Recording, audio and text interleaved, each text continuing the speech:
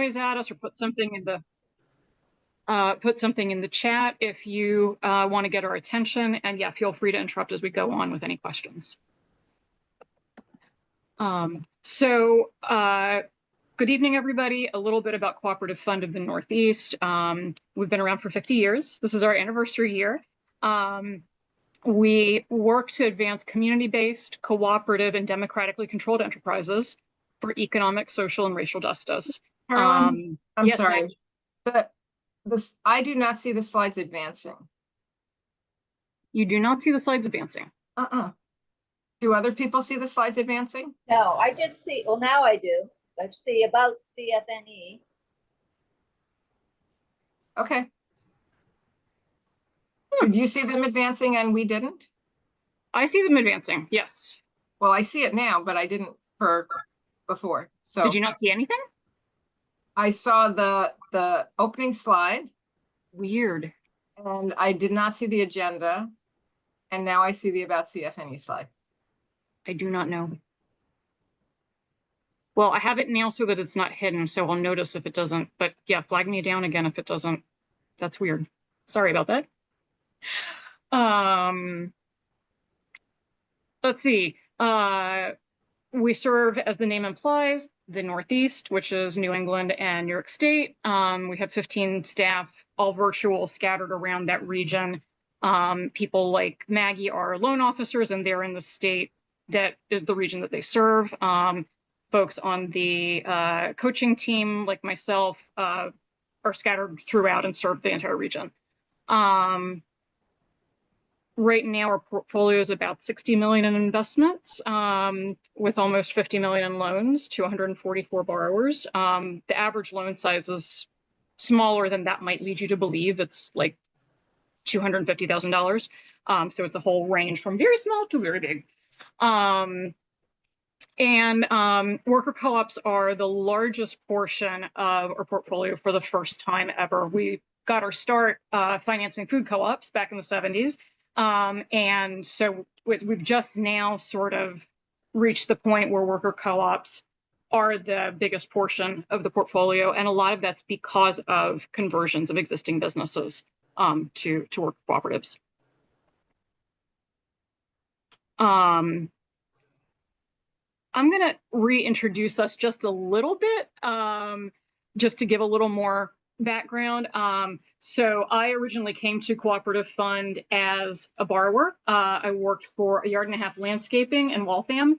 And in 2014, we bought out our boss. We formed a worker co-op. Maggie was our loan officer. I stayed on there for about 5 more years as the CEO, and a yard and a half is still in the portfolio. They paid off their initial loan. They now have a line of credit with us. Let's see. And then within CFNE, I do co-op coaching and strategic partnership building. And I will pass it off to Maggie to say anything that you didn't cover in your introduction. No, I'm just to reiterate, I'm one of 5 loan officers at CFNE. So I lend in Massachusetts, east of Worcester, throughout the state of Rhode Island, and a little bit into Connecticut. So except for dealing with traffic to get out of the city of Boston, I have the smallest and shortest trips of all of the loan officers. So yeah, and Carolyn will say a little bit more about a yard and a half when we get to that as an example for a case. And we already found out who y'all are, so that's great. Thank you for that.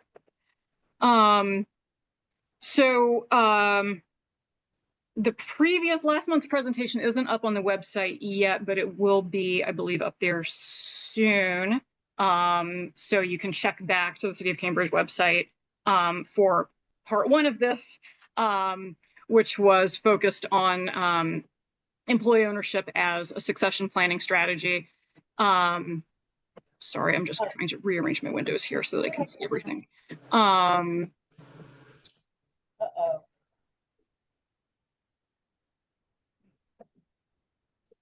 I seem to have lost the slides.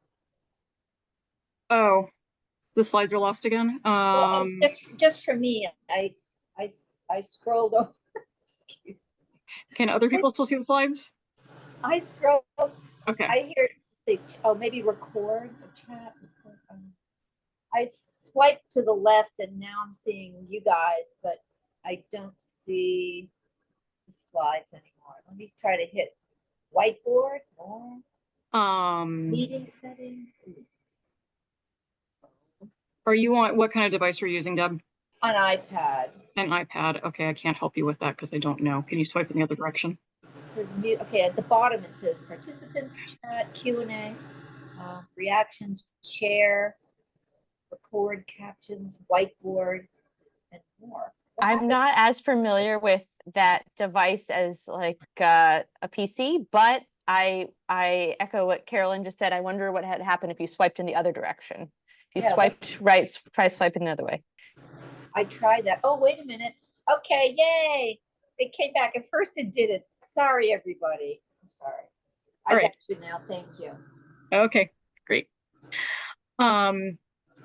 So in the last session, the fine folks at ICA Group covered what are your options if you're considering transferring your business, either because you're exiting or because you just want to share the wealth and the decision-making with other folks in your business.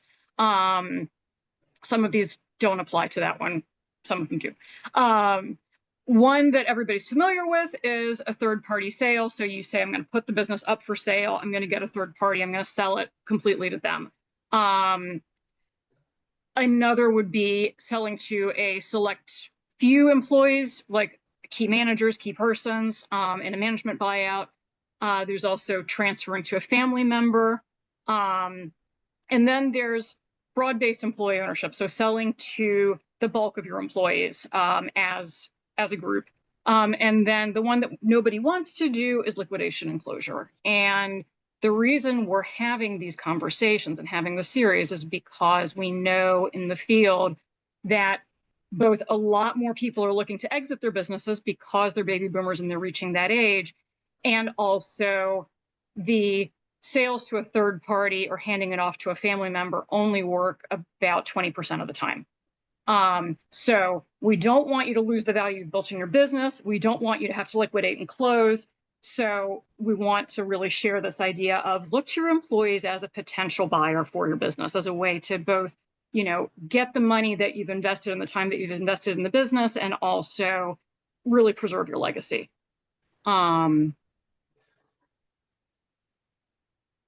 What is employee ownership? Seems pretty obvious, but an employee-owned business is a business that is either part or in whole owned by the people who work there. And the most common types are an ESOP, worker co-op, and employee ownership trust. We are primarily going to be talking about worker co-ops today, but it just, you know, I think a lot of people are familiar with ESOPs as an idea. You might know, like, John Deere, or there are a ton of ESOPs, and now they're just all out of my brain. Harpoon Beer is an ESOP. Harpoon Brewery is employee owned. Yes, thank you.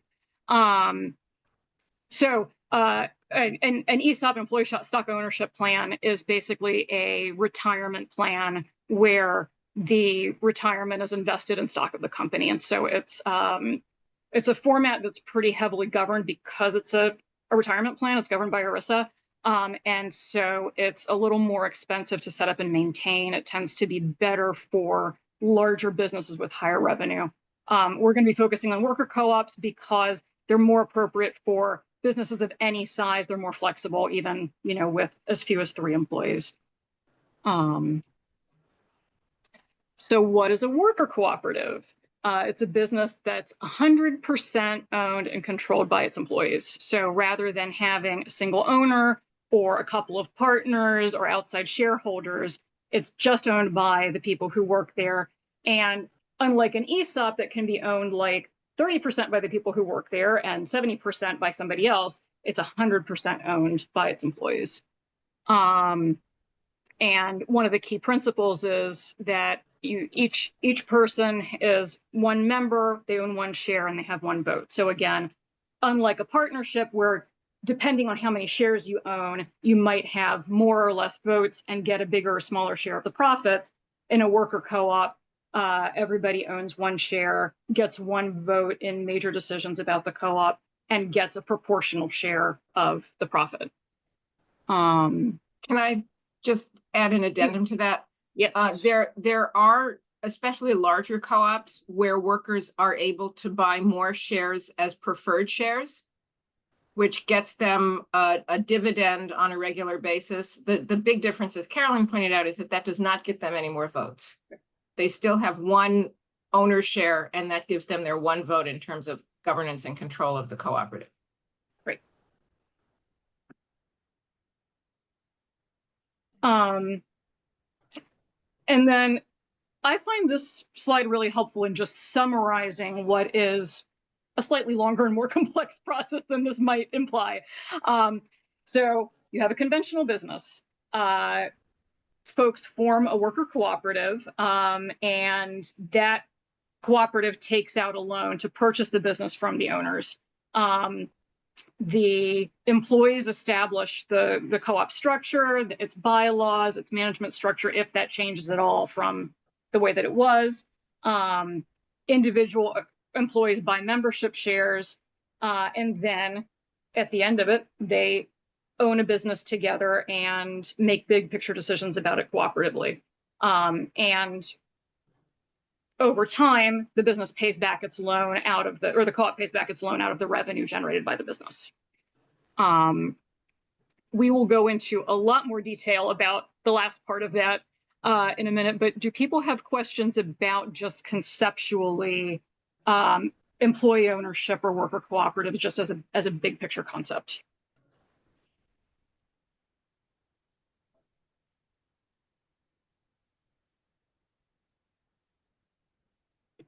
Okay, hearing none.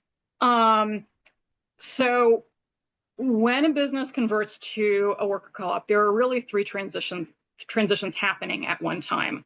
The ownership is changing hands, management is changing hands, and governance is changing hands. Governance just means big picture decision making and sort of setting the vision and mission and strategy of the business. And co-op overarches all three of those. And what we say in the practice of co-op conversions is it's really good to separate out those three transitions and not do them all at one time. So that might look like, you know, the business owner transitioning management early on. Maybe you have a few key managers and you're starting to pass off different parts of your responsibilities to them and disentangling yourself from the business in the day-to-day operations. It's really healthy to take a trial, like nice sabbatical, before you sell the business to your employees, because then you can see how they do without you. And you can only do that if you've really handed off a lot of those day-to-day responsibilities. So, you know, you can sort of break up, hand over the management first, hand over the governance of people starting to make decisions together as they're forming the cooperative and coming up with their bylaws and stuff, and then finally handing off ownership. Or it can be different. You know, sometimes the management's the last thing to transition. Sometimes an owner wants to stay for 2-3 years, make sure everything is smooth sailing before they leave, especially if they're financing part of the conversion. So there's a lot of flexibility, but the idea is just be aware that there's a bunch of stuff happening. Try and space it out and make it sane for everybody. So I'm going to go through and break up those different transitions. The management transition's really talking about operationally what's going on, financial oversight, reviewing the books, doing sales and marketing, thinking about, you know, do we have enough sales happening? Do we need to run promotions? Managing employees, performance management, onboarding, discipline, all those fun things. And conflict resolution. A lot of the times, a hat that owners wear that's unacknowledged is being the one who like deals with discord and notices that people are starting to get antsy and, you know, helps to sort that out, whether by saying, you know, don't make me pull this car over, or, you know, having some sort of a process to help work out those differences of opinion.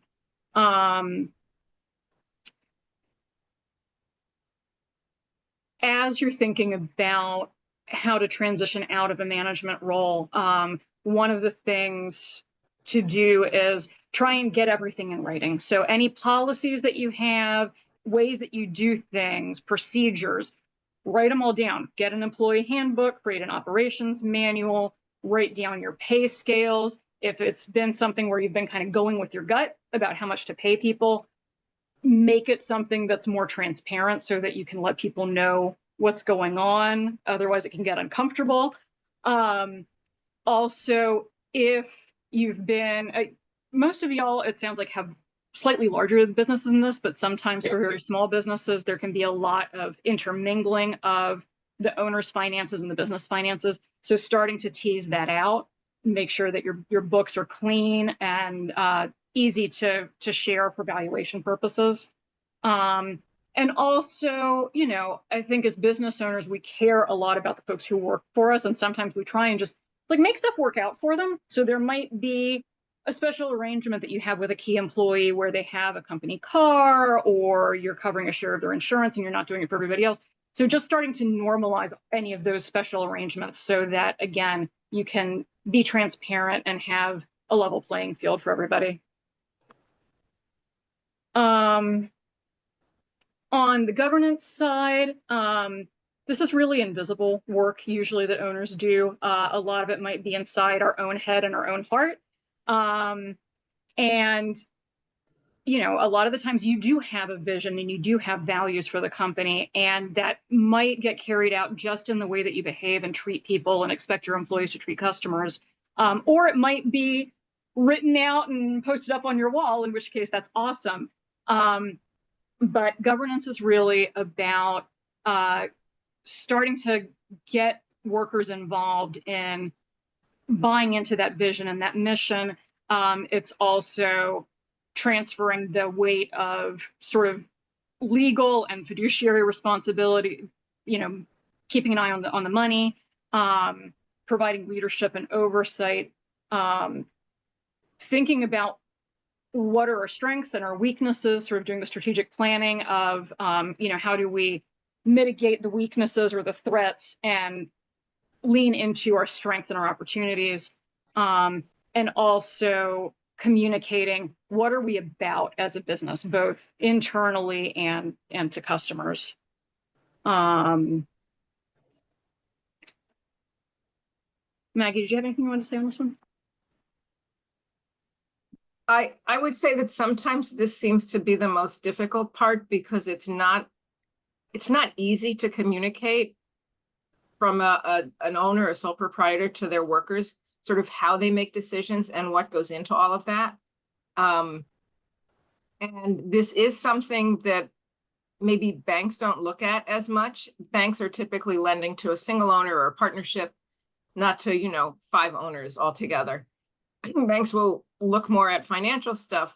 Co-op lenders are really lending to the co-op. I'll get into this more in a little bit, but governance and what we would call character is really important to us, sort of seeing that the co-op and the owners are comfortable working together, have procedures in place, have solid bylaws, know how to make decisions. So I would say as a co-op, it's going to be slightly different than it would be to a sole proprietor, or maybe very different than it would be to a sole proprietor. And it is going to matter. It certainly matters to us, and it matters to other community development finance institutions and other co-op lenders. Yeah, and I would just add to that even if you're not necessarily thinking about a cooperative, I think a lot of community finance lenders are going to be thinking about, is there good mission fit there? So can you show that you're creating benefit for the employees? And I would say this is also part of showing that you know how to run the business, right? That you're not going to get hung up on making decisions. You have policies, you understand how it works. And then the last leg of the stool is the actual ownership transition. And this is a lot of the times what we, by which I mean business owners and also service providers, focus on because it's visible. It's the legal and the financial changing of hands. So there's a new entity that might be set up and you've got a sale price and you're selling the business. A co-op transition can be a stock or an asset sale. There are pros and cons to each. That's one of the places where you want to talk with your tax accountant and your attorney and really understand what's the implication going to be both for the co-op and for you as a selling owner before deciding sort of how to characterize it. And at the same time, I think for me, because there are professional service providers at the table to help with this part, in a way, it sort of feels like the cleanest and simplest of the three parts of the transition. You write a paperwork, you get the dollars right, and you do it, and it's done. But again, having a lawyer and accountant who know cooperatives is important because it's a little different. I like this cartoon. An owner saying, "But I know how much I pay you guys. How can you afford to buy me out?" So this is sort of a common misconception with cooperative buyouts is that yes, each employee puts in some sort of a buy-in. They purchase a member share and they put in some amount of money for that, but that isn't the money that's used in large part for the purchase of the business. It's usually also coming from a cooperative lender and other sources that Maggie's going to talk about. But there is a question of how much is the business worth and needing to have everybody agree, seller and buyers, that it's a fair price. So we really advise that you get a valuation. There are some free or low-cost resources in Massachusetts for this. Cooperative Development Institute, Mass Center for Employee Ownership are two good places to start in getting help with evaluation. And it's really kind of the first go, no go point in deciding whether you're going to pursue sale to your employees, because if you can't make the money work for everybody involved, it's hard to do. So it's important to think about what's the price that you need as the selling owner, thinking about your future, what you want your life to look like, how much are you counting on this for your retirement, as well as just, I think there's an emotional factor of like, what have you put into the business and what feels fair? And there's an art and a science to this. There's a way in which it is a little subjective and a little emotional. And so I think it's important to just acknowledge that throughout the process of handing over your business, for a lot of owners, that's your baby. And so emotions are going to come up, and just be forthright about it, because it can really get in the way if that stuff's not acknowledged and you feel like, you haven't gotten what you needed. Let's see. Maggie's going to go into more detail about how workers are going to pay for the purchase. It's not just coming out of their pockets.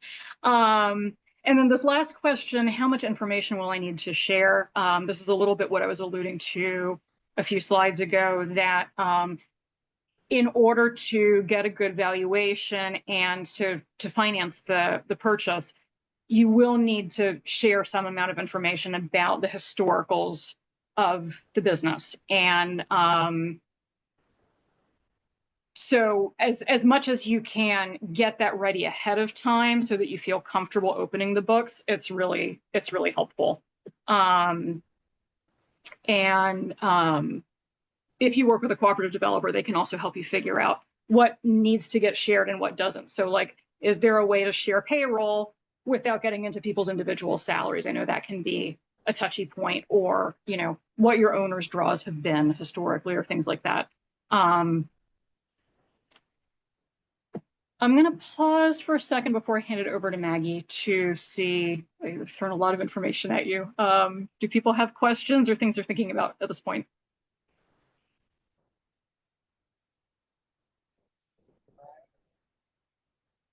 We got one question. Yes, please. Which is, what if there's only one employee who wants to take over the business, but they need funding? Maggie, you want to answer that? Yeah, they can get funding. They just can't come to us. I mean, so it's not a co-op conversion, but it is a sale. It's a sale to an employee, which can be really good. We would always recommend that, you know, people get an attorney involved and not just try to do it by the seat of their pants. But it would then be from a sole proprietor to a sole proprietor. That new owner would have to, unless they've got a lot of money tucked away, they would have to get a loan on their own to purchase a business. But that totally works. And that's one of several ways to do a clean transition. And some of the, you know, other than CDFI financing, some of the other things we're going to talk about would still apply. So the seller could make a loan for part of the purchase price over and get paid back over time to make the initial amount that they had to come up with less. They could look at a certain amount of crowdfunding or bringing in outside investors. I think there are a lot of options when you're selling from one owner to one other owner. Any other questions? I have a question. Well, other folks feel welcome to message them to me if you want to stay anonymous, or message Carolyn and Maggie directly, or go off unmute yourself and ask a question, but I'll ask one while everyone's thinking. How many employees does it take to have a cooperative? Our bar is at least 3 unrelated individuals. I generally recommend that people shoot a little bit higher than that, 4 or 5, because if there are people who leave, and I mean, this has happened. We make a loan. It's a co-op of 3 people. Somebody leaves. The business is functioning well with 2 owners, but it does not anymore qualify. It loses its qualification for us to lend as a cooperative. So I ask people to shoot for a slightly larger group than 3, but and unrelated. So a family business, for example, would not qualify as a cooperative. Okay.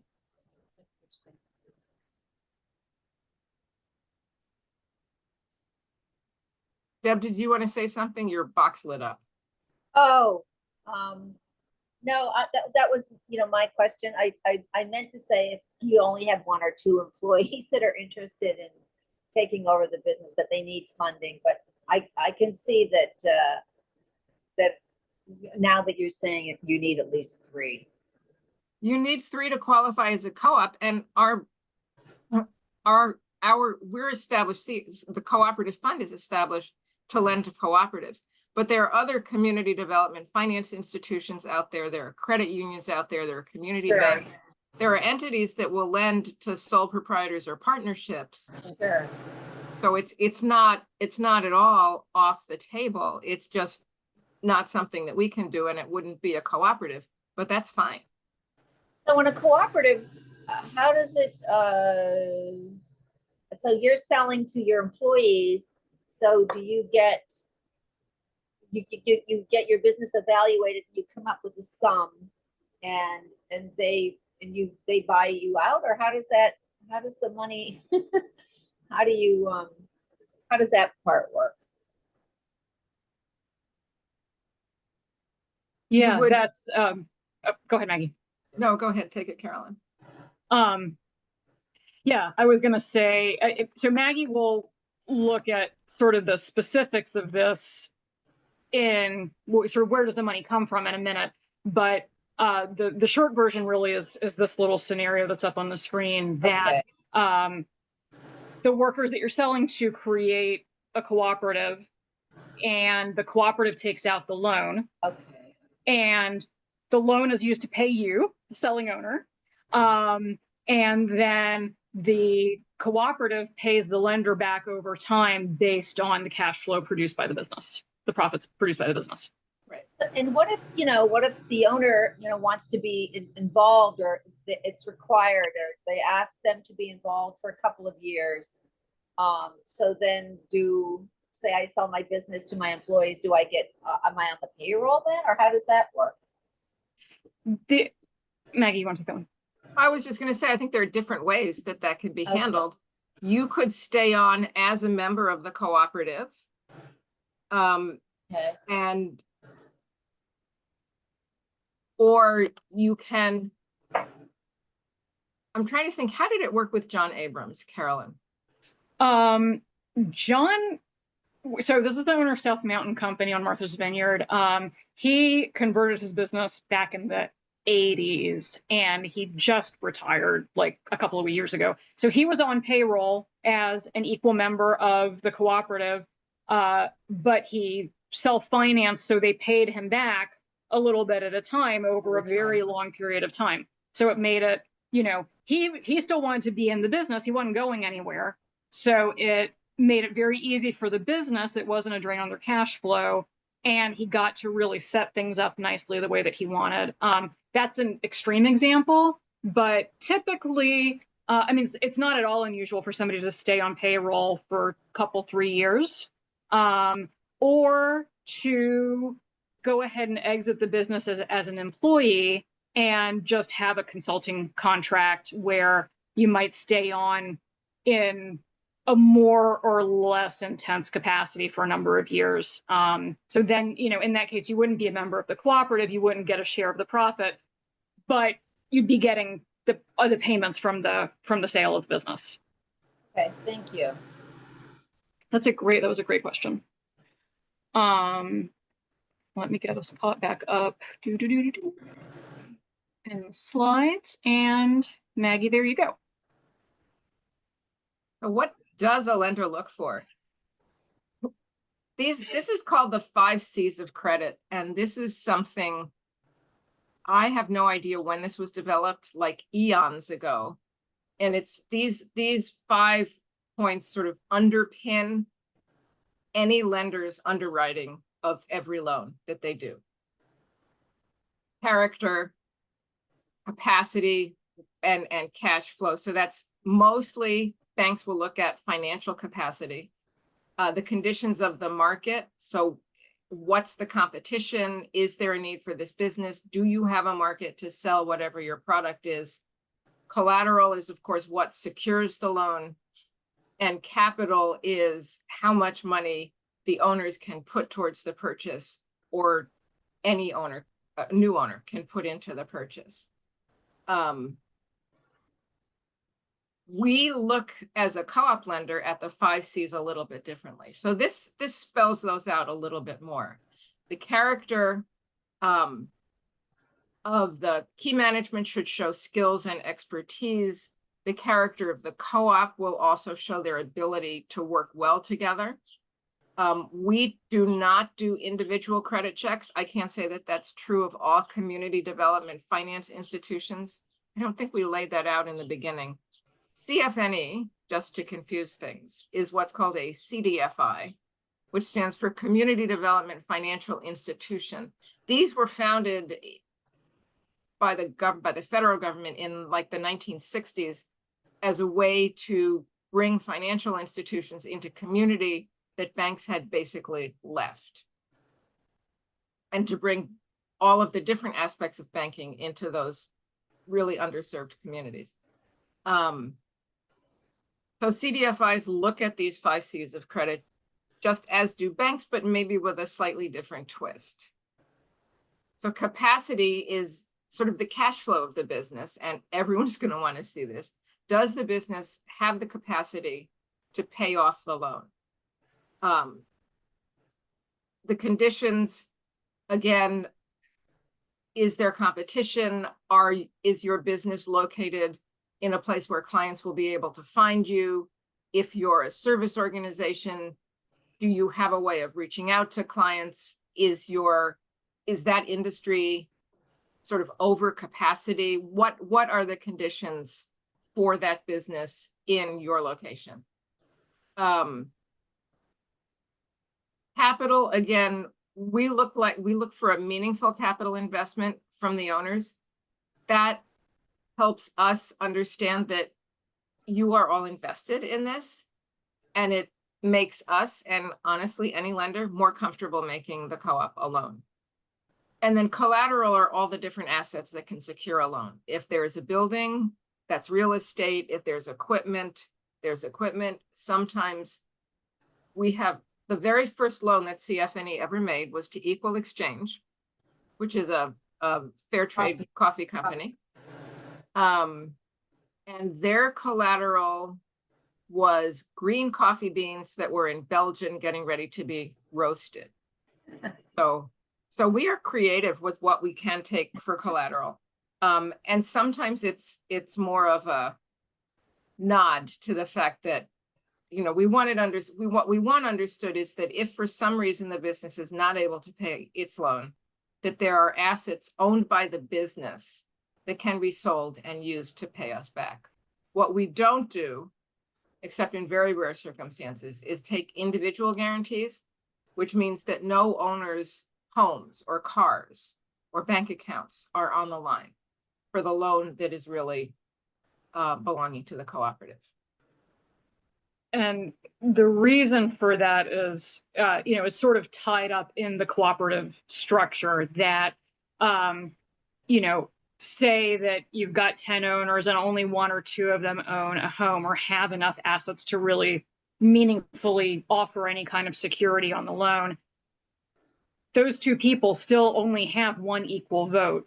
So they have no additional decision-making power to protect that additional risk that they're taking on. So we say, you know, because of the cooperative structure, it's better to just not have anybody's personal finances or capacity evaluated. It's better just look at the business itself, and does the business have the capacity to repay?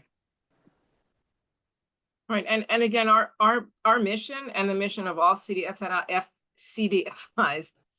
is to specifically provide capital to people who have been systematically excluded from and exploited by the formal economy. So that brings a lot of flexibility into the deal, I think. This, I think I have pretty much already said. And again, capacity, when we look at capacity, yes, we do look at the business's ability to repay a loan. We try to right size our loans, and I think most CDFIs do the same thing. Business might need $300,000, but if their cash flow and their income statements only show the ability to repay $100,000 or $150,000, we will work with them to try to figure out if there are other sources of money that they can access. We don't want to set somebody up with a loan that they're not going to be able to repay. We will also try to set the terms of our loan up in a way that makes it as viable as possible for the borrower. But it's very much a little bit of a dance, I think, between the 2 parties coming up with that. Where does the money come from? So there are 5, I was going to say 5 basic pools, but other is not exactly a pool of money, right? So member equity, Carolyn talked about this already, and it is important both, I think, for the culture of the cooperative and for us as lenders to see that the individual members are willing to put some cash into the business. So this is, the member equity is the purchase of your owner's share, which gets you that 1 vote. That's anywhere from 2 to 20% of the purchase price. We look for that to be an amount that's meaningful to each member and possible for the members, right? And often those share prices are paid over time. So there'll be an initial amount of cash put in. If it's a $15,000 share price, there might be $500 put in up front or $1,000 put in up front, and the remainder can be deducted from payroll.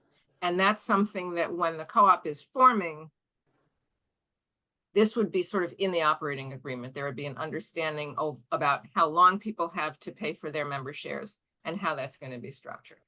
And just to reality, just to level set, 15,000 would be a really large, like I only know of 1 co-op that has that big of a member It's buy-in. true. It's true. Most We say like something that you hear in the co-op world is like about the price of a good used car, you know, but you know, on average, you know, it might be 1,000, 2,000, 3,000, depending on kind of what the business is. Obviously, for a coffee shop, it's going to be lower than for a high performance building firm. So it's a little subjective finding that right size between meaningful and doable. it's a cooperative process coming up with the right amount. Sarah Jane? Yeah, I think you may have just answered the question before I even passed it along, but the question was what a meaningful capital contribution would be from members, and if there's a range that you look for, is it per person or total? And I guess sort of speaking a little bit more about who makes that decision and how you come to a number. The co-op makes that decision. And I mean, I might ask for their rationale for coming up with a certain decision. I would say, you know, $50 or $100 is not generally a meaningful amount. But if a co-op says, look, all of our employees are students, they don't have any money, for them it is a meaningful amount, then that's a meaningful amount and that's their decision. The other thing that equity payment can do is it can give the co-op some operating money up front when it opens its doors before it's generating revenue. Which is why we recommend, I think most co-op developers recommend that at least a percentage of that buy-in cost be paid in cash up front. One of our delightfully nerdy coworkers did a survey of 100 co-ops that we know, and he found that the average for a startup co-op was 2,500, and for conversion was 3,500 for the average buy-in, and that does range from 100 to 15,000, but that's the averages. One more question on this topic. Is there a percentage of a selling price or value of the business that makes up a reasonable initial investment? More on that on the next slide. But what I would say is yes, more on that on the next slide. Let me go through these little topics. Co-op friendly debt, I think, is fairly self-descriptive. But it would come from a lender that does not ask for personal guarantees, that doesn't do personal credit checks, and that understands that the co-op is the borrower. So we would look for good financial reports from the cooperative, but we're not looking at the individual finances of each owner. Seller financing is that often the selling owner will hold back a part of the loan and take it as a subordinate loan to the CDFI. This can make the debt level a little lighter for the cooperative. And it's a way of the seller staying involved in the business to some extent, which can be a good thing, in terms of passing on memory and institutional memory and stuff like that. It can also stretch out your capital gains impact, which is a nice thing. Oh, I forgot about that. That is true. That's for the seller. It's because you pay capital gains on that the bulk payment that you get initially. And if you're getting little bits over time, that's coming into you as revenue, it's calculated differently. So friends and family patient loans. Who do you know that might be interested in making a small investment in you for a very reasonable interest rate that can help you collect the money that you need to make the purchase? And so not just the purchase, but there's other cash that the business is going to need upfront when the workers take over the business. I would say there are some, the state sometimes has funds that are available. There are local community foundations that sometimes might make grants to cooperative businesses. Carolyn, what do you think of for examples of other? Direct public offerings, crowdfunding. Right. weird and fancy financial instruments. But the ones that are up there, I think, are the common vanilla ones. Yeah. Okay, here's back to the question about how much the member buy-in usually covers. So the worker buy-ins can be up to maybe 12%. It's a small piece. If you look at these, God, that's hard even for me to read. The biggest percentages, well, the biggest percentages overall are senior debt, whether that's a term loan or a line of credit, or equity. So a yard and a half, Carolyn is going to talk about in a minute because she was intimately involved with that transaction. Real Pickles is a pickle company in Western Mass. And who did the community investment in that 67%? They did a direct public offering. So did a direct public they offering. registered to sell securities, and they sold shares and non-voting shares. So they got a lot of community investment. They paid them back interest, but they were folks who were willing to just support the company without getting a controlling stake. Right. Right. And that has been, it's sort of more common than it used to be, as I don't know, businesses, both startups and conversions, can be pretty expensive sometimes. And so finding the money, the right mix of money that doesn't overburden the business with debt is really important. Carolyn, do you want to walk us through the specifics of a yard and a half? Because I think that's an easier way to understand the breakout. Yeah, so a yard and a half, I think the purchase price was like 450,000. And the selling owner wanted for us to put in at least 10% up front. So we got together. We were like, how many of us are able to buy in? There were 20 employees at that time. 10 of us felt ready to buy in as owners. We needed to, come up with a certain amount. And so we just divided it by 10, and there we were. We ended up putting in, I guess, 11%. And then she was willing to basically match that. So she put in a similar amount, 12%.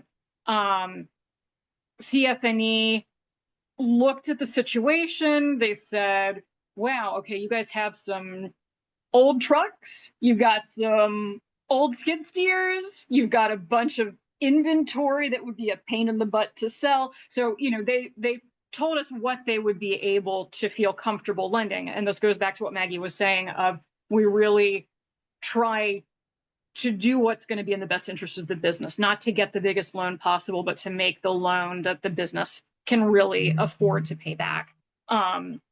And so, that ended up being whatever, 40%. And we had this gap.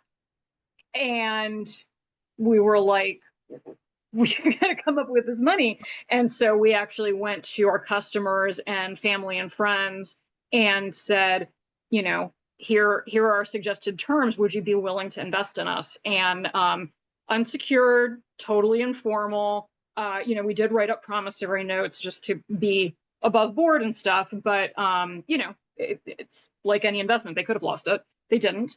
But it ended up, for us, really making the difference in us being able to buy the business. And then the other piece that was really important was CFNE, in addition to giving us the money for the purchase, gave us a line of credit, which was critical because landscaping in New England is very seasonal, and we were gonna take over ownership January 1st. So, this is a period where we're going to have a long winter ahead of us with no money coming in. And coming March, we're going to need to start paying people to get out in the field and buying supplies to build walls and all that stuff. So the line of credit was really critical. And it's something that, even for businesses that are able to get other financing or have seller financing for the purchase, often we do see them coming in after they convert for the line of credit, because again, they realize they don't want to have one person personally guaranteeing a line with the bank. But so I Carolyn, would, bef- No, go before we ahead. continue, I just wanted Yeah. to define some terms. Can you just explain a little bit about senior debt, the two different types of senior debt and subordinate debt? Just a quick explanation. I apologize for making the nerdy slide. I have a better slide and I should have used it.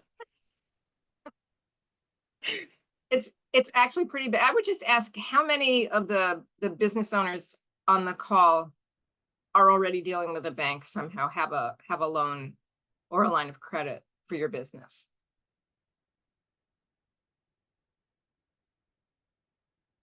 Nobody? Probably have a few. I got an I do from one.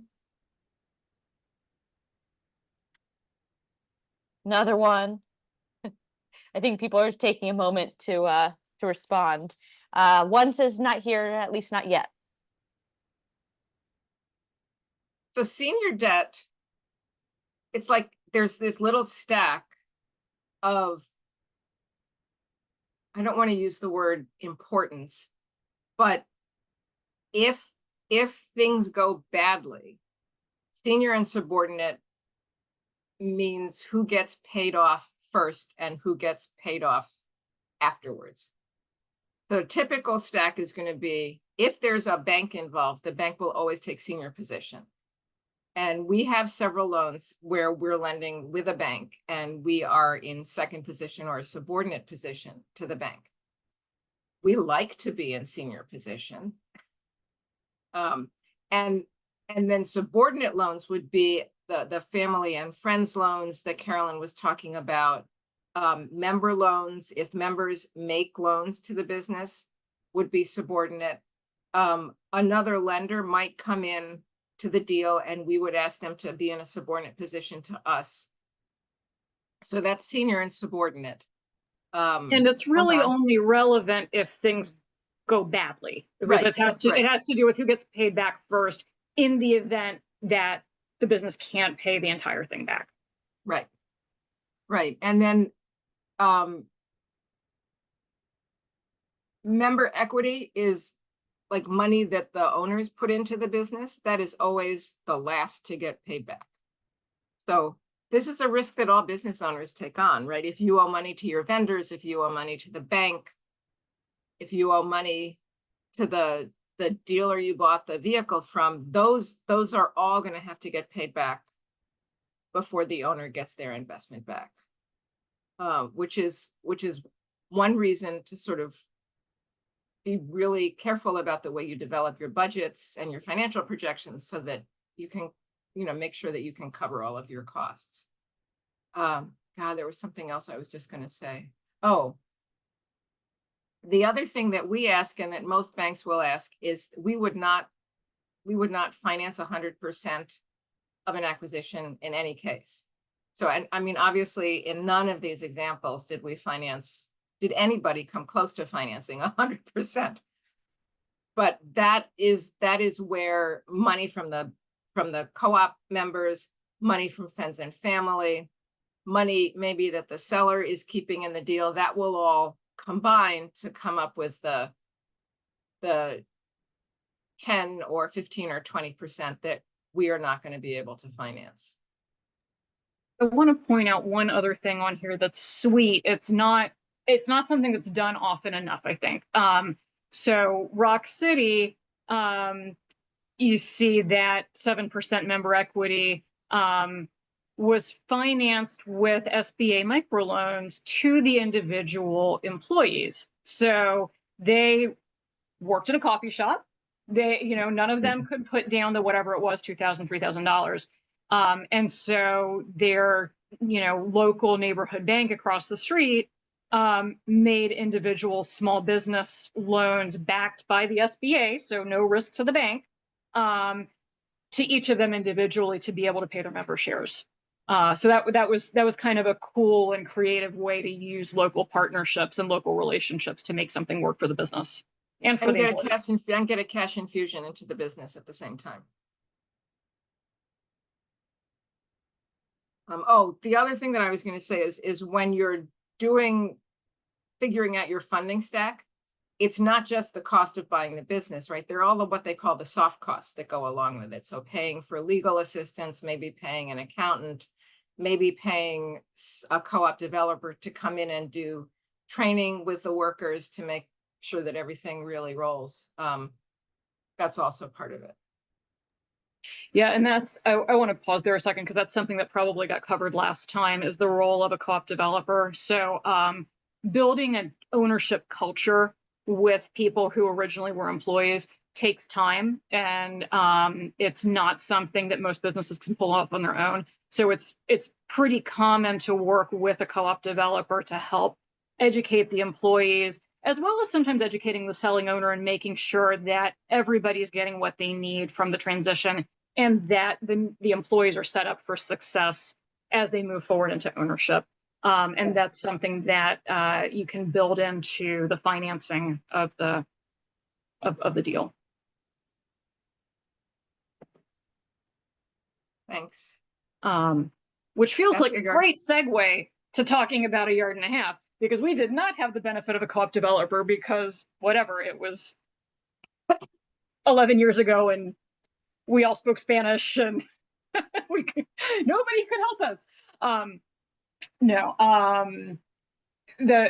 guess I just have to say that the co-op development and co-op support world is so much better than it was even 10 years ago. There's just been an exponential increase in the number of businesses transitioning to worker ownership in the last 10 years or so. And so there is a really supportive ecosystem out there, both for English speaking and Spanish speaking workers. With our business, it was kind of an inside job. We had a much easier time with the transition because our former boss was a really smart businesswoman and a really caring person.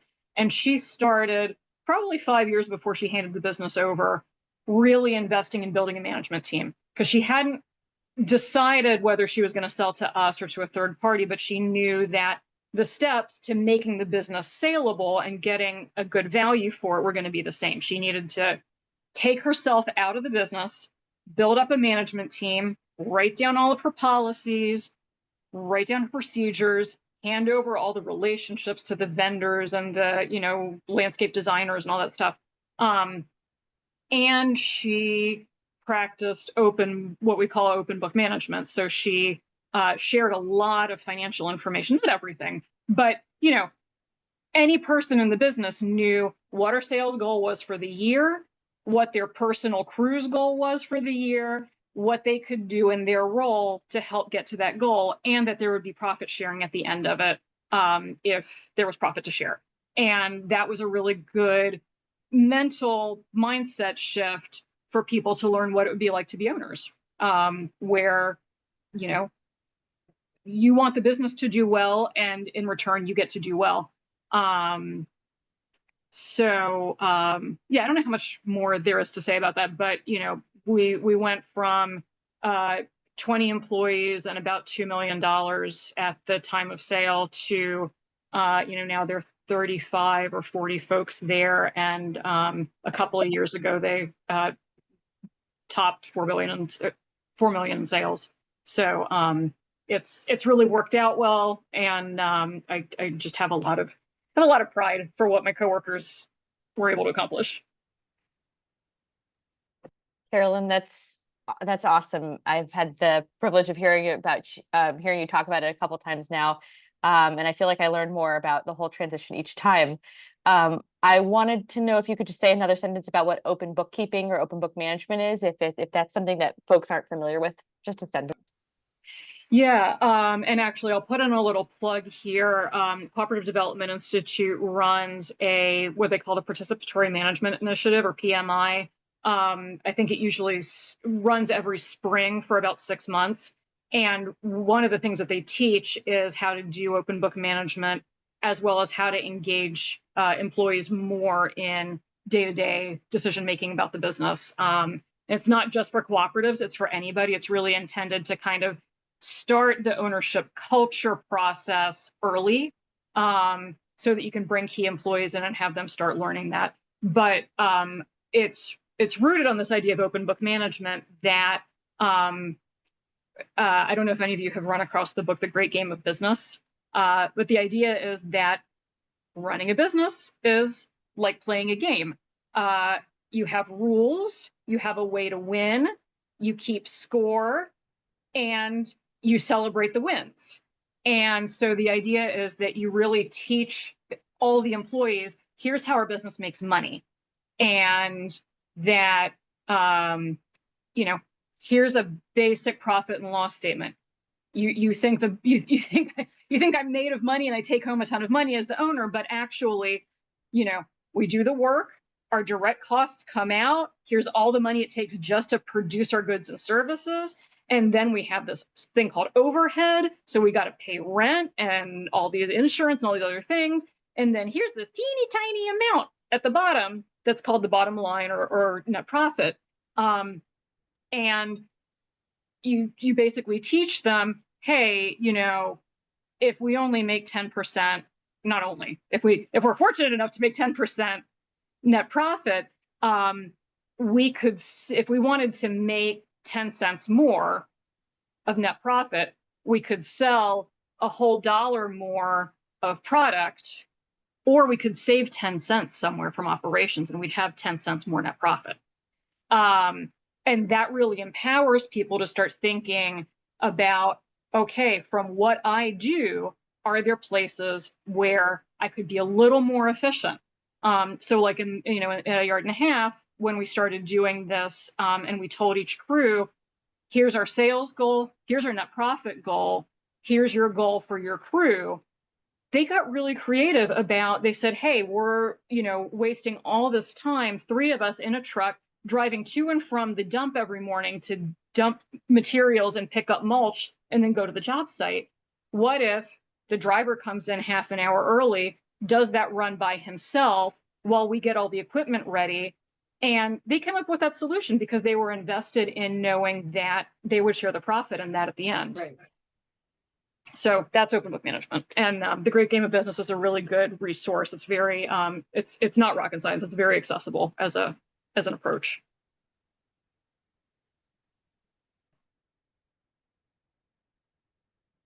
So I'm going to run us through a little bit what the loan application process looks like. And I don't think our process is that different from other lenders. Every lender is going to have their own, obviously their own paperwork, and there'll be sort of tweaks to the process, but there's certainly going to be a lot of similarities.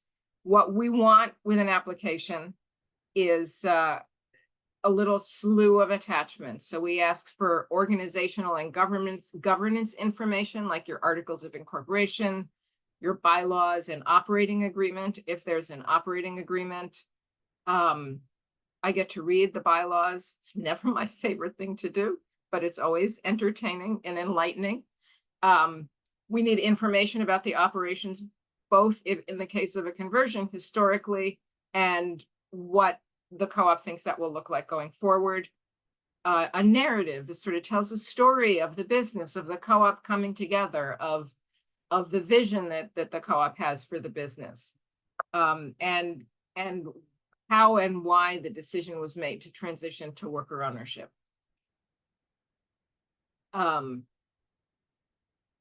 We also want kind of a lot of financial information.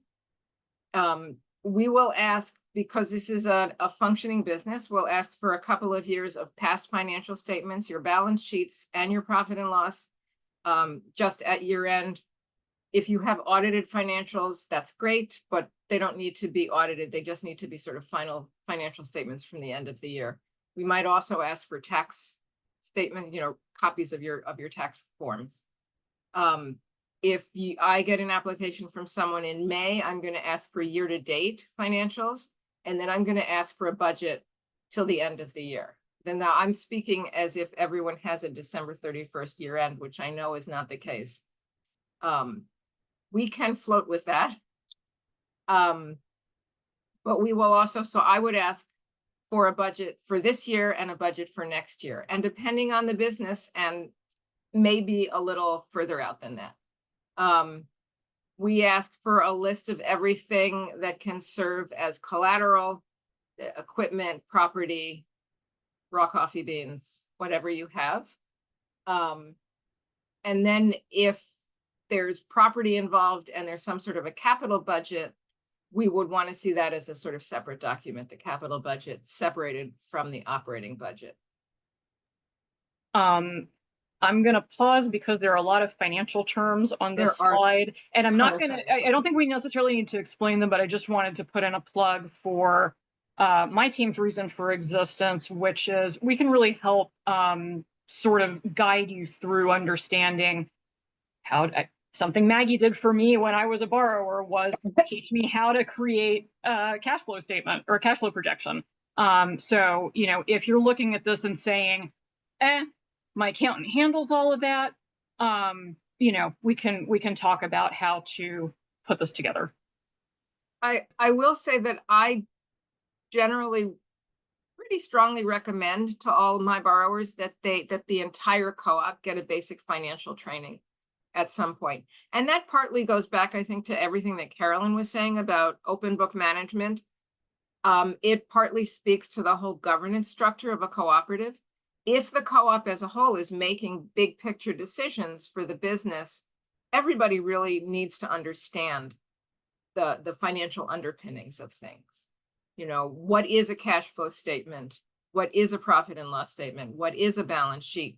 How do they interact with each other? And what do you use each one for? Because if you understand that and you can use them for planning, everyone is going to be in much better shape. And we're going to be happier getting your loan application.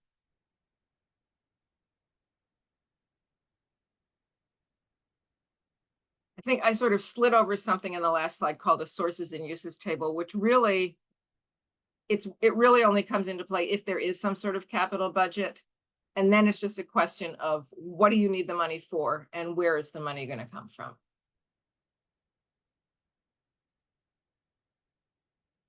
Okay. So we get an application from somebody, from some co-op. We have two streams that applications follow. One is applications of less than 250,000. The other is applications of 250,000 or more. I think that's right. I think 250,000 is on the upward end and not the downward end. The 250,000 and up goes to our loan committee. So we have sort of a rigid schedule that's tied to their meeting schedule for taking in applications and getting all of our documents collected. The applications for less than that are approved at staff level, which at the moment is our executive director and our deputy director. And so we have more flexibility in terms of timing. And what can drive that is really the timeline of the co-op. Like, when do you need the money? Sometimes there are things like my vacation schedule that also play into it. But but for every kind of application, the loan officer drafts a credit memo. During the process of that, all of us, all 5 of our loan, we come up with a lot of questions. And so you will get peppered with emails from your loan officer asking for clarification, asking for documents that weren't on the list, but which now we think we need. And the whole idea is to collect as much information as possible, write as thorough a credit memo as possible, that when it gets kicked upstream to either a staff review or a loan committee review, pretty much every possible question has been addressed and as much information as possible without drowning them in information, right, is included in that credit memo. The loan committee meets, or Mika and Dorian meet. They might have some questions that bounce back to me. Hopefully I can answer all of them. And if I can't, I get back to the applicant. And then they make a decision. The loan committee generally makes a decision at their meeting. And then we go into the closing process. The closing process involves attorneys, so we are not in control so much of the timing of that. If property is involved, it will take longer because there's always a title search that has to happen. Depending on the property, there might be an environmental review as well to make sure that it's not a brownfield site. But I tell people to allow 4 to 6 weeks for the closing. What kicks off the closing process is we send a commitment letter to the applicant. The applicant has to sign and send back to us hard copy with a check for half of the 1% fee that we charge for taking out a loan. Then we go through the closing process, and the second half of that 1% is due at the closing. And then, oh, there is at the outset, I'm sorry, I forgot to mention this, there is a $100 application fee. So other than that, legal costs are also something that the applicant has to cover. But the charges, in addition to the loan, are pretty minimal, I think. And we try to lay those out as clearly as we can. And then once a loan has been approved, we stay in touch with you. So someone on staff, you will get quarterly reminders that it's time to send us your quarterly financials. And then at the end of the year, we will also ask for tax documents and end of year financials. And I and every loan officer at CFNE tries to connect with all of our borrowers once a year with a physical site visit. And I think one of the reasons that we have actually, as a lender, a pretty low loss rate is that we really try to develop strong relationships with our borrowers. And part of that, the site visits, the annual site visits, is part of that. Part of that is also trying to create a culture where the borrowers feel that they can reach out to us anytime with any questions, especially if there are problems. We can amend loans. We can set up shorter periods of like interest-only payments. We want to try to figure out how to make it work for people. And I think that that's probably true. That's the attitude of most CDFIs, I think. It's not unique to us, but our goal is not to seize your collateral. Our goal is for the cooperative to succeed. And so we want to work with our borrowers to find solutions to any problems they might be coming up against. Questions? I know I feel like I just dumped a ton of jargon at people.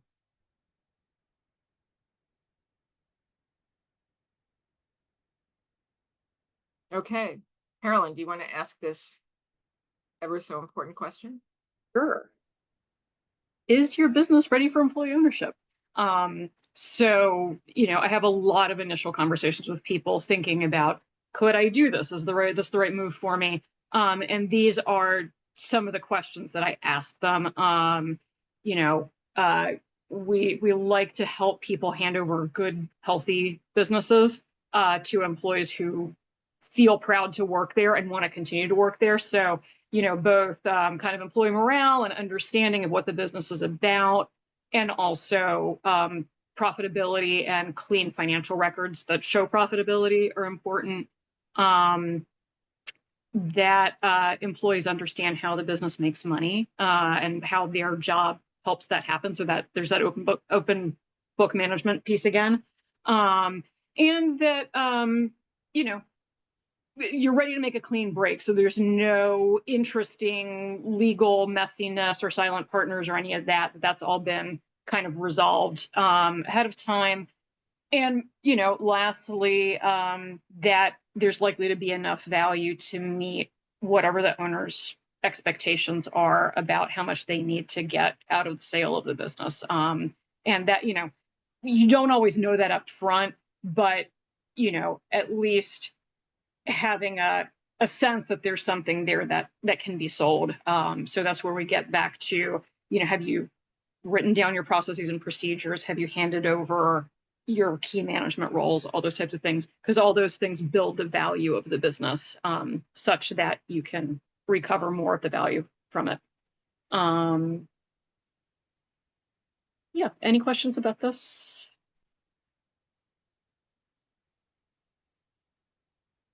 We are going to share our contact information so people We are can going to reach share. out to us. In fact, there it is. Are you going to share the slideshow as well? Is that possible? Yes, I can share absolutely. that with everyone? Yeah. Thanks. Yeah.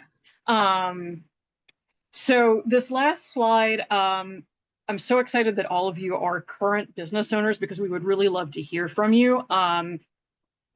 Sarah Jane is part of a cohort that CFNE and other nonprofit advisors and lenders kicked off called the Northeast Transition Initiative, or NETI. And the intention of this collaborative is really to do what we're doing tonight, to educate owners about the possibility of employee ownership transitions and about exit planning. And so we have a survey up to sort of gauge the economic impact of small business owners' exit plans. So we would love to hear from you, regardless of whether you're close to retirement or where you are in your process. Click on either of those. Probably most of you are on the English QR code. We will not market to you, but if you do want to have a conversation with an advisor, there will be a place that you can check and somebody will reach back out to you. Possibly, Sarah Jane. I have a question. And I don't know, am I allowed to ask a question? By all means. Please. Oh, okay. I was just wondering, you had a percentage or a comment about family businesses that generally don't work. What's the percentage rate of co-ops, in success and failure? Or is there such thing? Is there such data available? I don't know that there's data. I don't have a number for you on like what percentage of co-ops fail. I do know that there's been data on that employee-owned businesses and cooperatives tend to do better in economic downturns. They're less likely to lay off employees. They tend to be more resilient because they're just more nimble and people are more invested in coming up with good solutions. And we really saw that through the pandemic. We saw co-ops be really creative about working out win-win solutions to keep folks employed and keep the doors open. And our loss rate is less than 2% across, we've got worker co-ops and a bunch of other types of co-ops in our portfolio. But, if that's any indication, our loss rate is far lower than most lenders. Great. That's good news. I mean, that's that's encouraging. We find it encouraging. I would say, I think that I'd be interested to ask the U.S. Federation. My guess is that small startup co-ops tend to have a higher failure rate by probably quite a bit than co-op conversions. As is the case for small startup businesses in everywhere. Yeah. Everywhere. Yeah. Sure. I do see these two questions in the chat. So for businesses with physical assets purchased through labor, personal expense, what compensation options are open to the current owner of a business that's converted to a cooperative? Maggie, does that, I might need a little more parsing out of what this Did means. you say that again? I'm not seeing that in my chat. God knows why. For businesses with physical assets purchased through labor or personal expense, what compensation options are open to the current owner of a business that's converted to a cooperative? So I think if what you're asking is the current business, you put in both time and labor.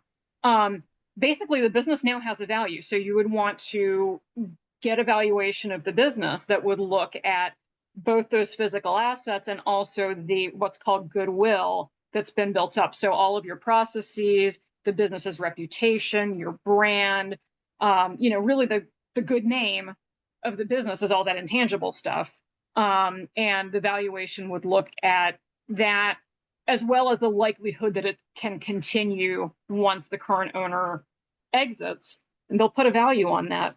And that would be what would be sold to the workers and paid back through a combination of loan and their member equity.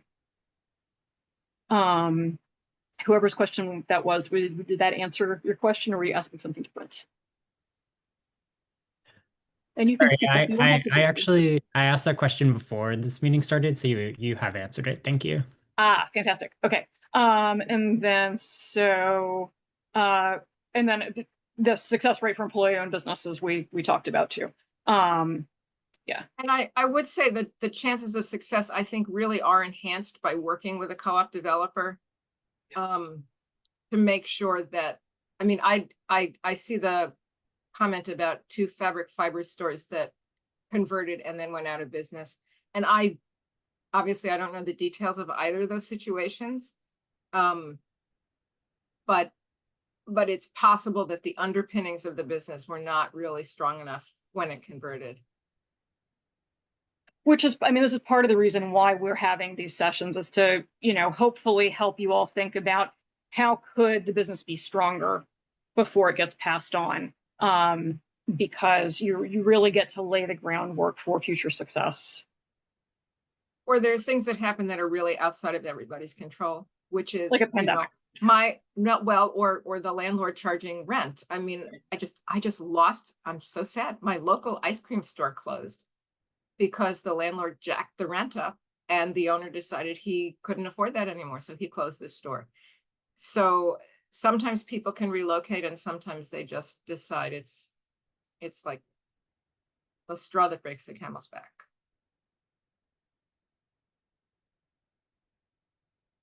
Can we close on a more upbeat note?